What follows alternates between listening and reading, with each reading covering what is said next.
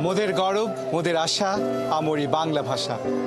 দর্শক, আপনাদের আমন্ত্রণ জানাচ্ছি অমর একুশে বইমেলা নিয়ে ৭১ টেলিভিশনের প্রতিদিনের আয়োজন বইমেলা প্রতিদিনে। আপনাদের সঙ্গে আছে পার্থ সঞ্জয়। আপনারা জানেন প্রতিদিন ঠিক এই সময়ে আমরা বইমেলা থেকে জানিয়ে দেই মেলার সব খবর, পাঠকের খবর, লেখকের খবর, প্রকাশকের খবর এবং অবশ্যই বইয়ের খবর। মেলার সব দিক ৩৬০ ডিগ্রি আমরা দেখাতে চেষ্টা করি। আজ মেলার ৭১তম দিন এবং ৭১তম দিনে মেলায় নতুন বই এসেছে ৯১টি এবং ৯১টি সহ মেলায় ১১ দিনে নতুন বই এলো ৮২৮টি। এ তো গেল বইয়ের খবর। অন্য যে অফিসময় দিন সেই দিনের মতোই আজকেও মেলা, তবে আজকে পাঠকের ভিড়, দর্শনার্থী, পাঠক বলবো না, দর্শনার্থীর ভিড় বেশ চোখে পড়ছে। তার মধ্যে একটি কথা বলতেই হয়, দর্শক আপনাদেরকে জানিয়ে দিই, গেল দিনে একটি অনভিপ্রেত ঘটনা ঘটেছে। মেলায় একটি স্টলে হামলা হয়েছে এবং সব্যসাচী স্টলটি আজও বন্ধ রয়েছে। আমরা মেলা কমিটির সঙ্গে কথা বলেছি। মেলা কমিটির টাস্ক ফোর্সের যিনি প্রধান, তিনি ৭১কে জানিয়েছেন যে তারা এ বিষয়ে আজকে তারা ৭ সদস্যের তদন্ত কমিটি গঠন করেছে এবং আগামীকাল থেকে আগামী ৩ কার্যদিবস অর্থাৎ ১২, ১৩, ১৪ তারিখ ১৪ই ফেব্রুয়ারিতে তারা একটি প্রতিবেদন দেবেন এবং তখন জানা যাবে যে সব্যসাচীর ভাগ্যে কি ঘটতে যাচ্ছে। এই নিয়ে আসলে মেলায় অনেক ধরনের প্রতিক্রিয়া আছে, সে প্রতিক্রিয়ার খবর নিশ্চয়ই সংবাদে জানাবো। কিন্তু এই মুহূর্তে আমরা মেলা নিয়ে কথা বলতে চাই। আমাদের সঙ্গে আছেন লেখক এবং প্রকাশকও তিনি, জনাব পারভেজ হোসেন। তাকে আমরা আমন্ত্রণ জানাবো। জনাব পারভেজ হোসেন, আপনাকে স্বাগত জানাচ্ছি অমর একুশে বইমেলা ৭১-এর আয়োজন। ধন্যবাদ আপনাকে। পরিবর্তিত পরিস্থিতিতে আমরা এবার মেলা পেয়েছি, কি রাজনৈতিক পট পরিবর্তন হয়েছে। বলা হচ্ছে যে নতুন বাংলাদেশ বিনির্মাণের কথা। তো সেই বিনির্মাণের আসলে কি কি পরিবর্তন চোখে পড়ছে এবারের বইমেলায়? বইমেলায় মানুষের ভিড়, প্রচুর দর্শক এসছে মেলায়। পাঠকের সংখ্যা তার মধ্যে কেমন সেটা জাজ করার সময় এখনো আসেনি। তবে আমি মনে করি যে একটা পট পরিবর্তনের মাধ্যমে বাংলাদেশের রাজনৈতিক যে অস্থির পরিস্থিতি, এখন এই অস্থির পরিস্থিতিকে উপেক্ষা করে এত মানুষের ভিড় এই মেলায়, এটা আমাকে খুবই আশ্চর্য করেছে। আর শাহবাগের মোড় যেটা পেরিয়ে মানুষকে এদিকের মানুষ আসে মেলায়, শাহবাগে প্রায় প্রতিদিনই কোনো না কোনো আন্দোলন হচ্ছে। সেখানে গতকালও বা পরশুদিন দেখলাম জল কামান দিয়ে পানি ছেটানো হলো, পুলিশের অবস্থান থাকে। সব কিছু মারিয়ে হলেও এখানে এই যে মেলা, আমাদের যে মিলন মেলা, বই মেলা, এই বই মেলা তো শুধু বইয়ের বেচা কেনার মেলা নয়, এটার সঙ্গে আমাদের সাংস্কৃতিক ঐতিহ্যের যে মেলবন্ধন আছে এখানে। এবং দর্শক, শ্রোতা, পাঠক, লেখক, শিল্পী সবার উপস্থিতি এই মেলাকে কেন্দ্র করে মেলাটাকে সরগরম করে রাখে। এবং আমি দেখছি যে এত কিছুর পরও মানুষের আগমনের কোনো খামতি নেই। আপনি লেখক, কিন্তু আরও আরেকটা পরিচয়, আপনি প্রকাশক। সংবেদ আপনার প্রকাশনা সংস্থা। তো সংবেদে এবার আসলে মেলায় কতগুলো বই আনছে, নতুন কি বিচিত্র বিষয় বই আনছে? সংবেদে এবার নতুন বইয়ের সংখ্যা কম, কারণ গত ৬ মাসে যে আমাদের জাতির উপর দিয়ে যে একটা পরিবর্তনের হাওয়া বয়ে যাচ্ছে, এখানে আমরা সিদ্ধান্ত নিতে পারিনি।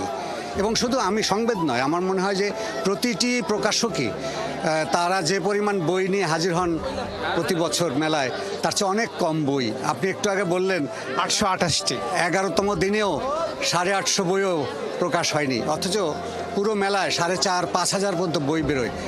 এতে আমরা ধারণা করে নিতে পারছি যে এবার সর্বোচ্চ ১৫০০ বই বা ২০০০ বই আসবে কিনা, নতুন বই সন্দেহ। তো আমার পুরনো যে বইগুলি ফুরিয়ে গেছে তার মধ্যে ভালো কিছু বইয়ের রিপ্রিন্টে আমি গেছি। নতুন বইয়ের সংখ্যা এ পর্যন্ত ৪টি। বলা হয় যে বইটি পড়া হয়নি সেটি নতুন বই পাঠকের কাছে। কিন্তু আপনারা যে ৪টি নতুন বই এনেছেন, তাদের যে বিষয় বাছাই করেছেন সেগুলো একটু শুনি। আমার সংবাদ থেকে মূলত একটু চিন্তামূলক বইয়ের প্রকাশনার দিকে আমাদের ঝোঁক বেশি। সেই দিক থেকে প্রাচ্যবাদ বলে একটি বই আমাদের ফখরুল চৌধুরী লিখেছেন। এই বইটি, তিনি ইংরেজির অধ্যাপক? না, এই ফখরুল চৌধুরী না, আর একজন ফখরুল চৌধুরী, উনি আমাদের সমবয়সী। প্রাচ্যবাদ নিয়ে যে নানান ধারণা এখন আছে এবং নব্য প্রাচ্যবাদ বলে যে ব্যাপারটি এখন আছে, আগের ইউরোপ আমাদেরকে কিভাবে দেখেছে এবং সেই দেখার ভঙ্গিটাই তো প্রাচ্যবাদ, যে তারা কি বলতে চেয়েছে আমাদের। কিন্তু নব্য প্রাচ্যবাদ যে মানে এখনকার ইউরোপ, এখনকার আমেরিকা আমাকে কি করে দেখছে, কিভাবে দেখছে, এই বইয়ের মধ্যে তার বয়ান এবং বিশ্লেষণ আছে। এর বাইরে বেরিয়েছে সন্তোষ কুমার গুপ্ত, যে ঔপন্যাসিক ছিলেন, তাকে কেন্দ্র করে একটি বই, অর্থাৎ তার উপরে গবেষণা গ্রন্থ এটি, সন্তোষ কুমার ঘোষের উপন্যাস, এবং আরও দুটি উপন্যাস এসছে এই পর্যন্ত। আপনি বলছিলেন যে বইগুলো আপনার একটু চিন্তার ভাবনার খোরাক যোগায়, সে বইগুলো আপনারা আনেন সংবেদ সাধারণত, কিন্তু সে বই আসলে পাঠক আসলে তো সিরিয়াস, কিন্তু সেটা সংখ্যা আসলে কম হওয়া স্বাভাবিক, কিন্তু তারপরেও আসলে কেমন আপনাদের সেটি সারা জায়গায়? দেখুন, সিরিয়াস সাহিত্য বা সিরিয়াস বই, যেগুলোকে আমরা মননশীল বই বলি বা গবেষণামূলক বই বলি, এর পাঠক সংখ্যা তো সবসময় কম। কিন্তু সম্প্রতি মানে 2-3 মেলা ধরে, এর বিগত 2টা মেলা বা এই যে এবারে এলাম, আমার মনে হচ্ছে যেন ইতিহাসধর্মী বই, গবেষণামূলক বই এবং যে সমস্ত বইয়ের মধ্যে রাজনৈতিক বিশ্লেষণ আছে, এই ধরনের বইয়ের পাঠক কিন্তু একটু হলেও বেড়েছে আগের চেয়ে। আপনি নিজেও লেখক, আপনি স্বীকৃতি পাওয়া লেখক, যদি জানতে চাই যে এবারের বইমেলায় আপনার বইয়ের অনুপস্থিতির কথা বলছিলেন আপনি, কিন্তু কবে আবার পাঠক আপনার লেখা বই পাবে? আমার একটা বইয়ের পাণ্ডুলিপি রেডি আছে, কিন্তু এবার আমি সেটা নিয়ে কাজ করিনি। আর গল্পের বই আর একটি উপন্যাসের কাজ চলছে। আশা করি আগামী বইমেলার আগেই আমি এই দুটো বই নিয়ে হাজির হতে পারবো। তরুণদের কথা জানতে চাই। তরুণরা প্রচুর লিখছেন এবং তাদের পাঠক অনেকে পাঠক, তাদের মানে ইলেকট্রনিক ডিভাইসের মাধ্যমে তারা আসলে তাদের পাঠক বাড়িয়েছেন এবং একটি গোষ্ঠী আছে, এবং সেই দাপট আমরা গত কয়েক বছরের বইমেলায় দেখছি, গত 3-4 বছরের বইমেলায়। সেই তরুণ পাঠক লেখকদের আসলে বা পাঠকদেরও যে প্রবণতা, সেটাকে আপনি কিভাবে দেখেন, কিভাবে মূল্যায়ন করেন? না, এখন তো যুগটা বদলে যাচ্ছে ক্রমান্বয়ে, ডিভাইস আকৃষ্ট হয়ে পড়ছে মানুষ। এবং ধরুন, আমরা যে ডিভাইসের পাতা উল্টিয়ে উল্টিয়ে পড়ি, শুধু তাই না, এখন শোনাটাও একটা পড়া। হ্যাঁ, ই বুকের এই যে নানা রকম ধরনগুলো তৈরি হচ্ছে, সেদিকে মানুষ ঝুঁকছে। কিন্তু আমি মনে করি যে এটা পাঠ হলো একটা অভ্যাস। আমরা বইয়ের পাতা উল্টে যে পড়া, বই কিনে নিয়ে আমি রসিয়ে রসিয়ে পড়বো, শুয়ে শুয়ে পড়বো, বসে বসে পড়বো, ইবুকেও সব রকমই করা যায়। কিন্তু বই পড়া এবং বই দাগিয়ে পড়া, বইয়ের পাতায় চিহ্ন দেওয়া, এই যে নানান রকম বিষয় থাকে, এই অভ্যাস থেকে আমাদের বের হতে তো সময় লাগবে। বাট এটা চলছে, কারণ ডিভাইসের প্রতি এখনকার ইয়াং সমাজ, এখনকার শিশুরা পর্যন্ত ঝুঁকে আছে। ফলে আগামী দিনগুলো ক্রমান্বয়ে ওদিকে চলে যাবে বলে আমার ধারণা। এড়ানো তো সম্ভবই নয়, বরং সেটাকে আমাদেরকে সংযুক্ত করতে। দেখুন, জানালা দরজা তো খুলেই রাখতে হবে। আমি তো জানালা দরজা বন্ধ করে আমার পুরনো ধ্যান ধারণা নিয়ে আমি বদ্ধ হয়ে রইলাম, তার মধ্যে তোর বিকাশ সম্ভব না। কিন্তু নতুন যে জিনিসটা আসছে আমাদের মধ্যে, সেটা কতখানি কল্যাণকর, সেটা আমাদের আরও সময় না গেলে, এটার চর্চার মধ্যে দিয়ে না গেলে, এর ভালো মন্দটার নিয়ে আমি সঠিক উত্তর দেওয়াটা বোধহয় এখন ঠিক হবে না।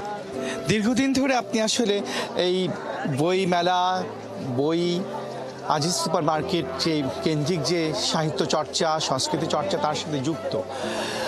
এই বইমেলাকে ঘিরে আমরা আসলে অনেক ত্যাগ আমাদের আছে, অনেক অর্জন আছে। আমরা হুমায়ুন আজাদকে আসলে এই বইমেলা থেকে যাওয়ার সময় আমরা ওনাকে হত্যার চেষ্টা করা হয়েছে। আমরা এখানে অভিজিৎকে হারিয়েছি, আমরা এই বইমেলার ফলপ্রসূ থেকে দীপনকে হারিয়েছি।